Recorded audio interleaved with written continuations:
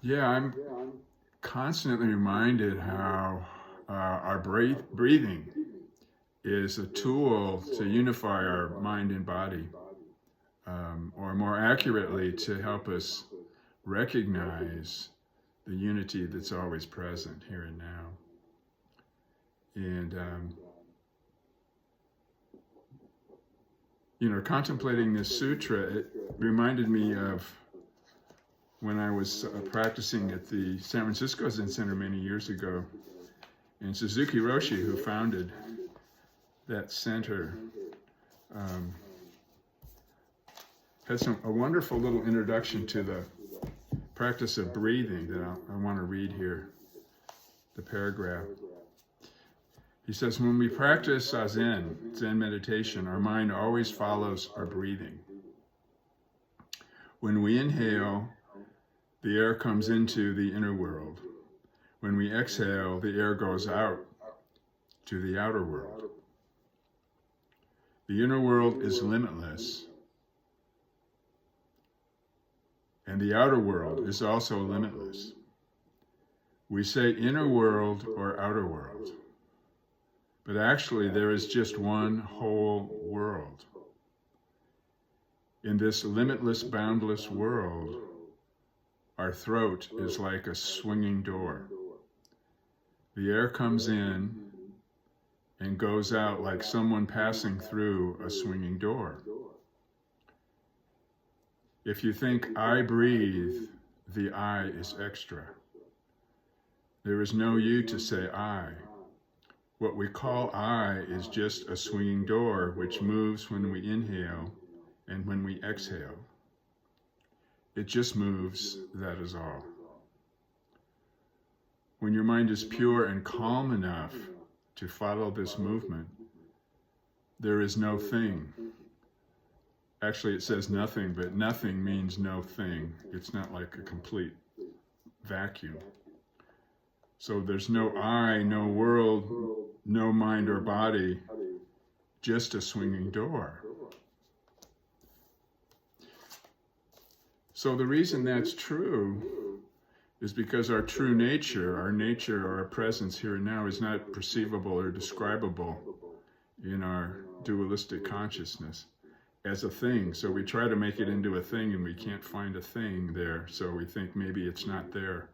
Our thinking makes us think that there's nothing there.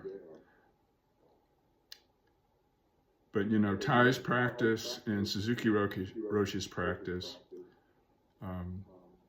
is that we are vividly alive. So not perceivable or describable, but fully alive and fully free to enjoy that aliveness through our breathing.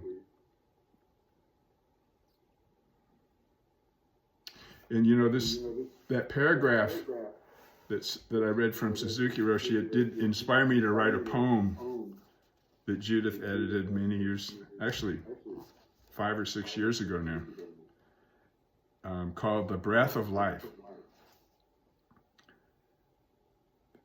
Loving emptiness that shines equally on all things and is all things. Could you ever resist yourself? As one seamless substance, all things you could resist, are always already you. We can't know you by means of thoughts, but we can know you through your gift, the breath of life. Your loving breath swings open the door from inner to outer worlds, both of them boundless. You carry our hearts on wings of devotion into space, as a cloud expands and dissolves into sky, now only made of sky. Inner and outer worlds are one, that return through the open door to vast loving emptiness. Worlds flow together as they dissolve my drunkenness from the I am the body drug. Stillness, our breath of life, moves freely.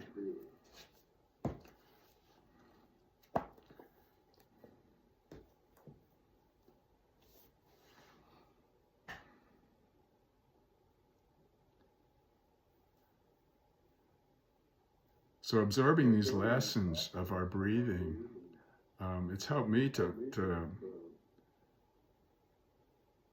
kind of learn and kind of live that practice of looking deeply and receiving that aliveness, you know.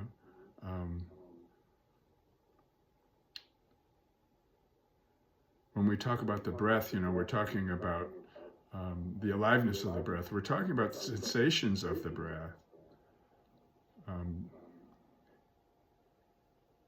And when we, you know, all tranquility practices of meditation in Buddhism are about letting go of discursive thought. So it's not, it's like the refusal to grasp at thoughts, to keep trying to grasping at thoughts, but it's not the extinction of the energy of thought.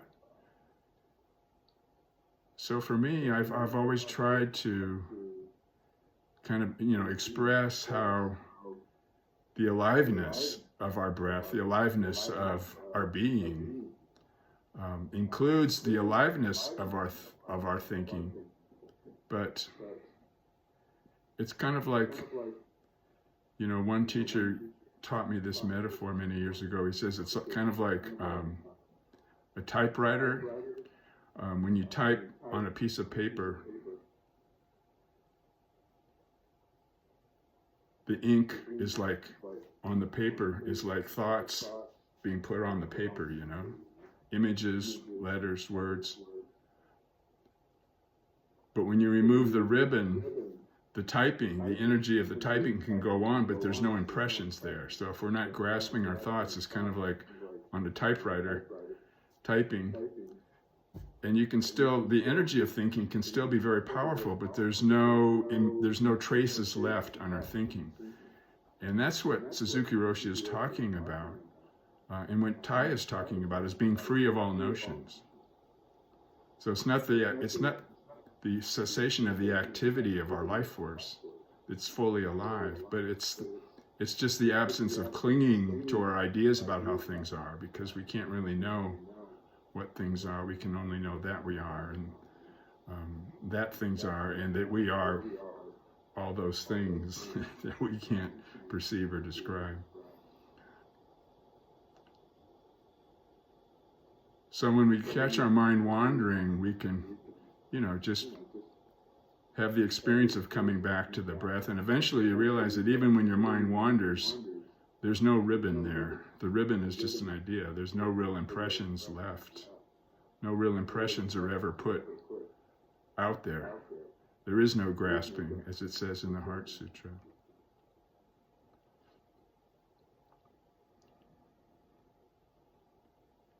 So another teacher I really enjoyed, who has very much the same spirit of teaching as Tai, is Kuang Roshi.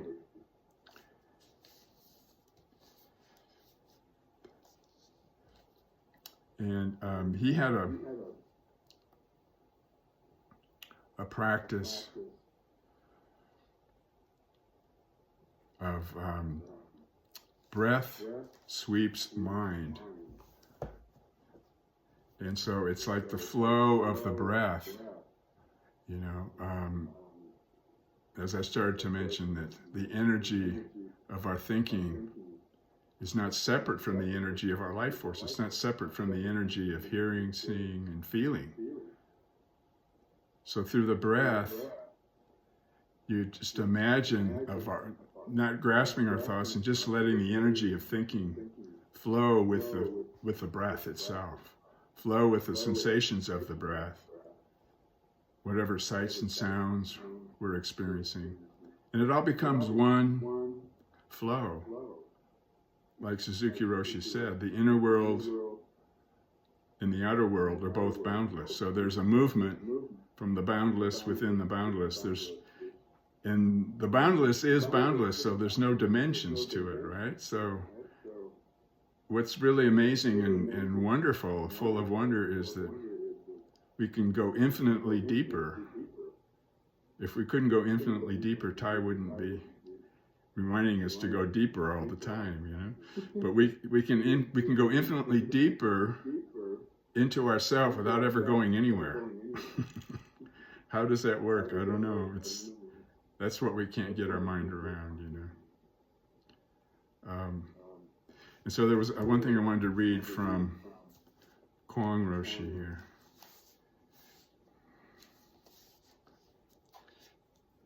So Kwong Roshi quotes Buddha. He said, Buddha said our practice is following our breath, but the true meaning of this, the deep meaning, is that you are vividly alive.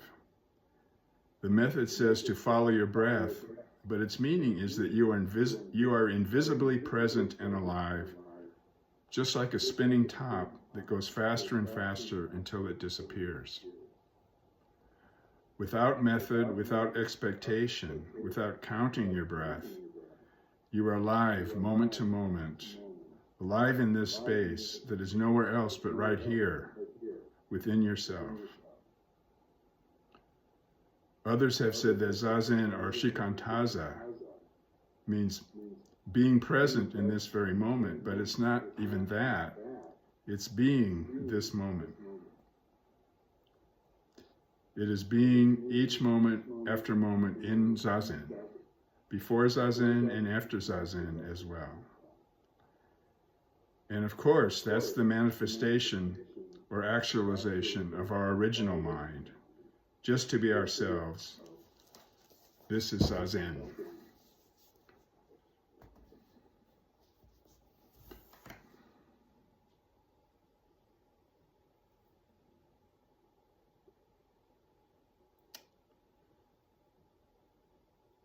So as we, I sometimes still use this practice of breath sweeps mind.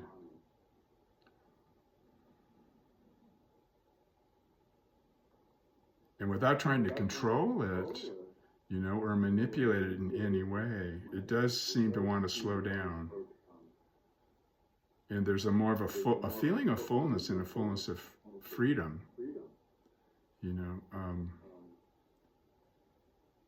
It's not really empty, not empty like an empty glass, but it's more empty as full of itself, full of the aliveness of what we are and that we can infinitely go deeper into without going anywhere. So it leads to a deepest intimacy with ourself, the self that we share with all beings, the recognition of our shared being. And with generosity and patience with our experience, this way of breathing, Kwong Roshi calls it the compassion breath. It allows our heart to stay open while spirit and the life force are replenished. And he also says that, our tears, part of that open heart, our flowing open heart, our tears are an very important part of this replenishing. Learning to embrace deeper levels of suffering. And it's actually possible to realize that suffering itself is empty.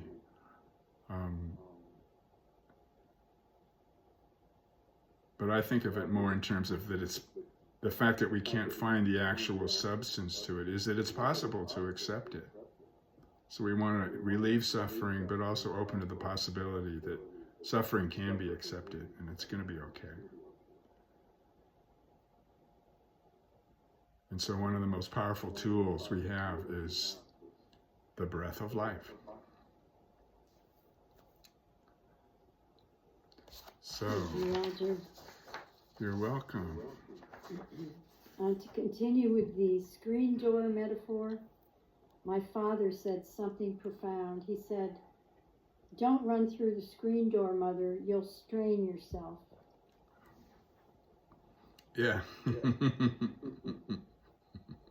That was my father's profundity. You'll strain yourself? Yeah. Yes.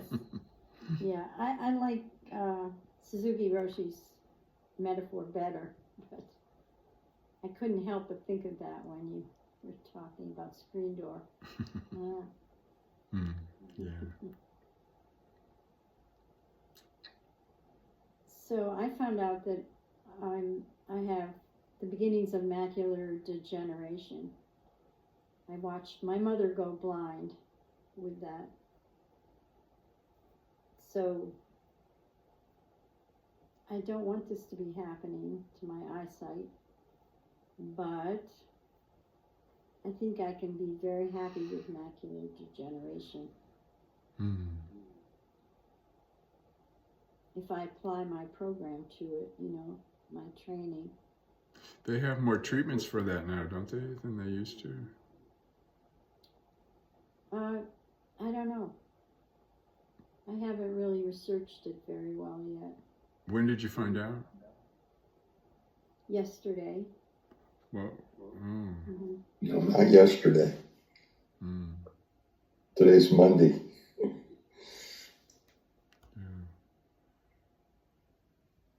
Well, one of my best friends, his mother had it, and she did get fairly close to being blind when she was My in her mother was 90s. officially blind when she died at age 94. Is that what she had? Yeah. Oh, okay. Yeah. Yeah. Yeah. Mm-hmm. But Yeah, they inject needles into your eyeball to help with that. I'm not looking forward. that wouldn't be the funnest thing. I know there's different kinds of treatment depending on whether it's dry or wet Yeah. macular degeneration. One that's dry and one that's wet, apparently. Yeah. So, And Judith, if you'd switch your audio back, I think we can get rid of the echo and we can hear you better. can you hear me now? Yeah, much better. I'm sorry, I forgot to switch that back. Yeah. I have to remember to do that. When I do a bell, I have to turn it on. Then I have to remember to turn it off afterwards. It's good practice. How do we wake Timothy? Is he asleep? You might be asleep. Yeah. Oh, Timothy, are you? More or less. Well, if I'm talking to you, I can't be asleep. Yeah. No, I'm awake. I don't know. People You're ask awake, if you're right. asleep, and you say yes, and then what? Right. No, I'm here. You want to share? That was a good meditation. I got very sleepy, like I did this morning when I did my practice. And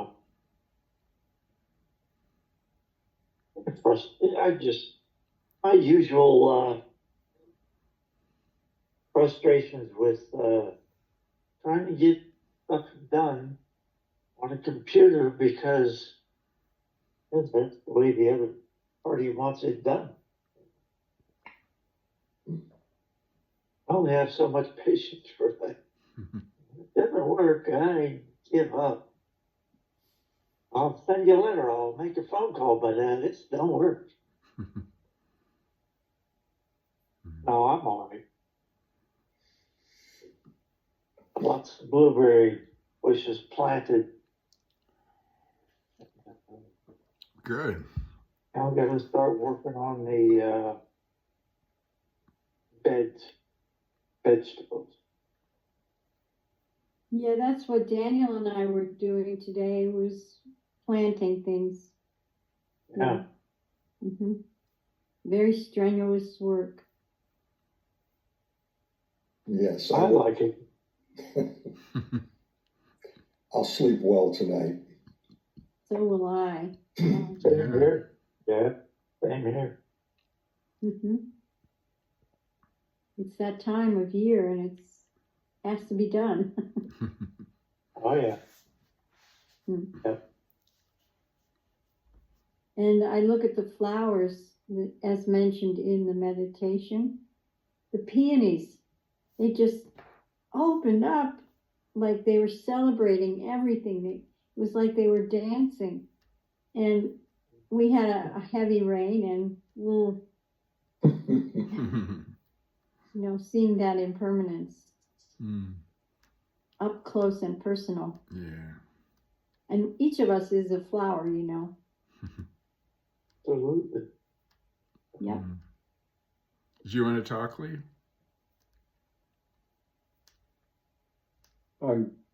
I'm rarely speechless, but when I am, it's usually a moment of celebration.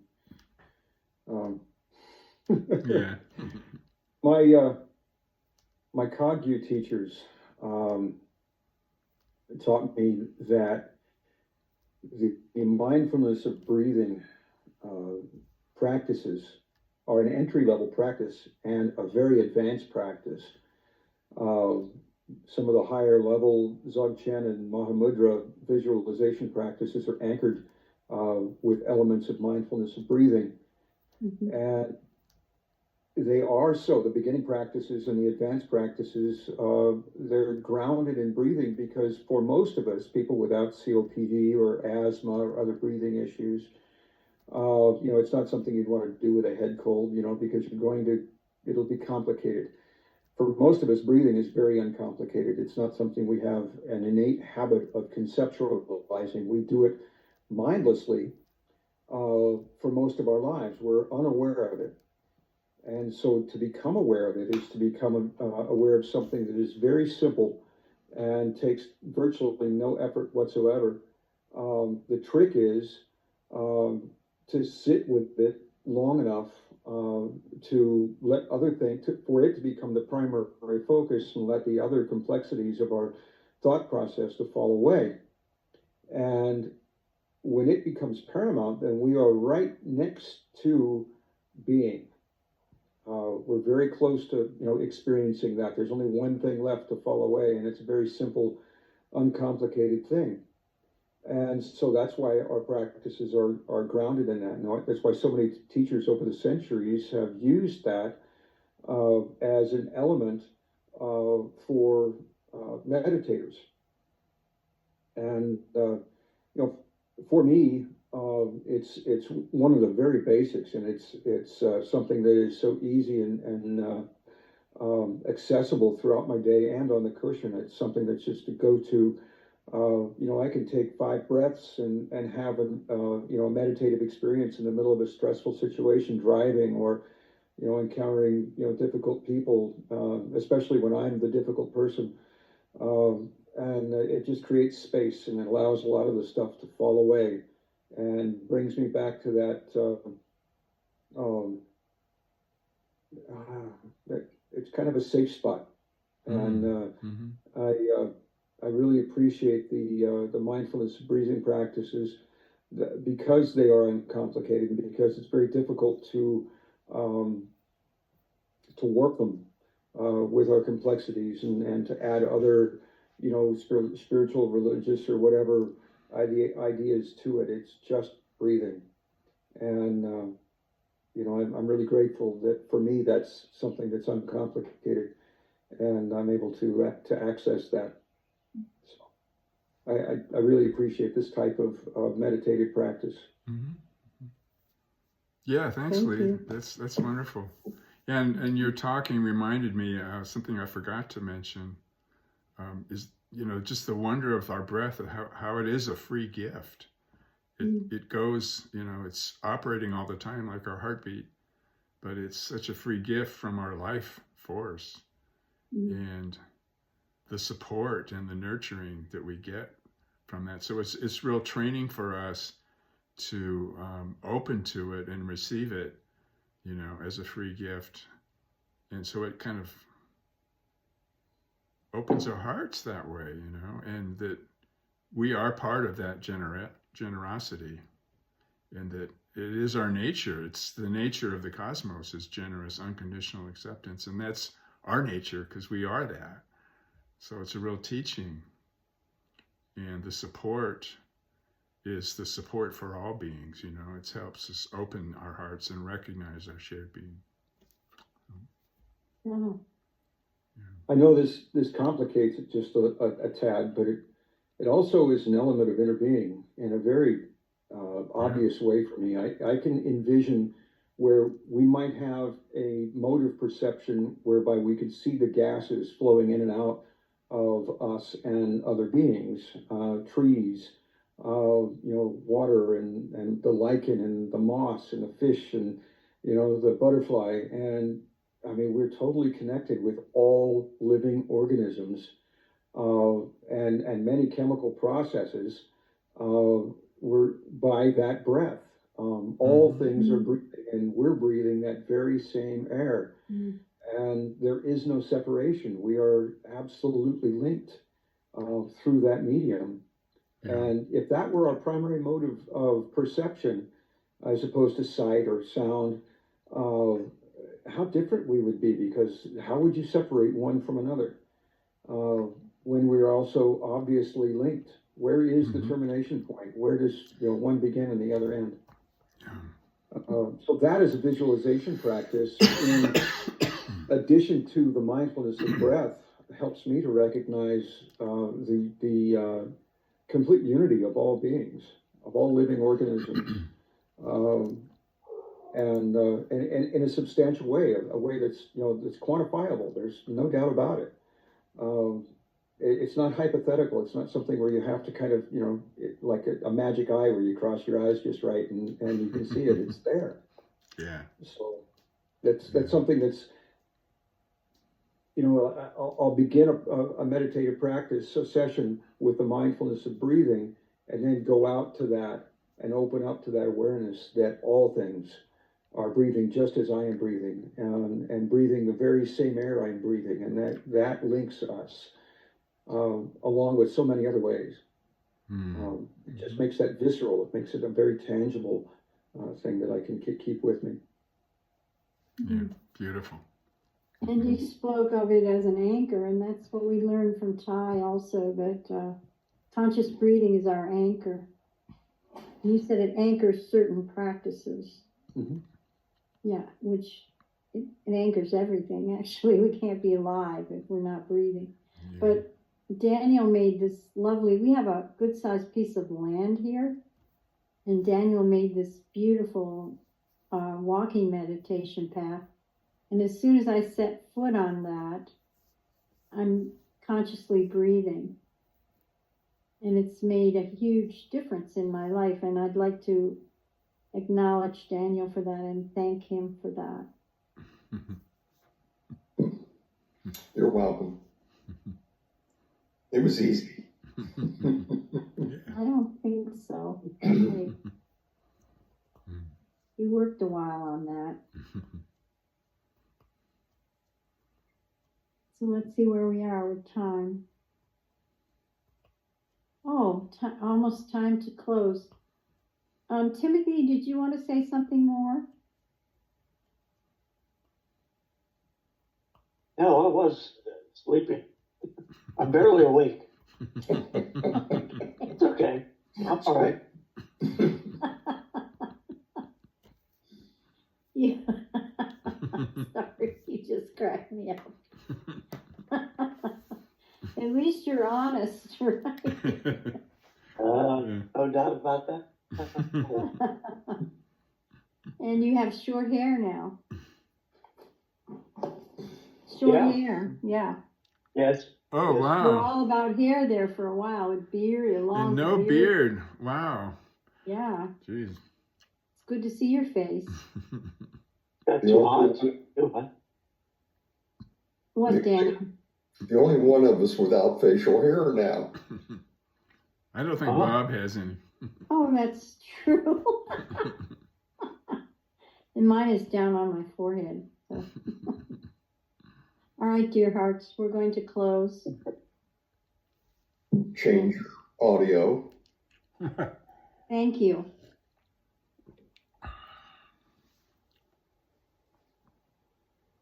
This has been lovely. I thank all of you.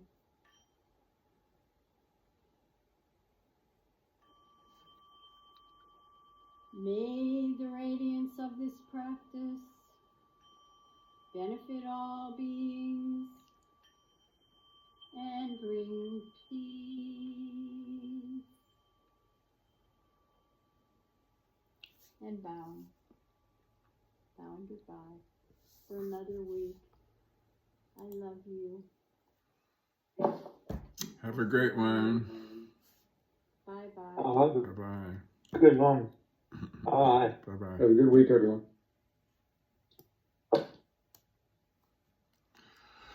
I have ended the meeting.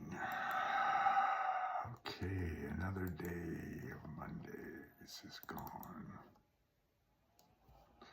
Mondays are gone. Mondays are gone.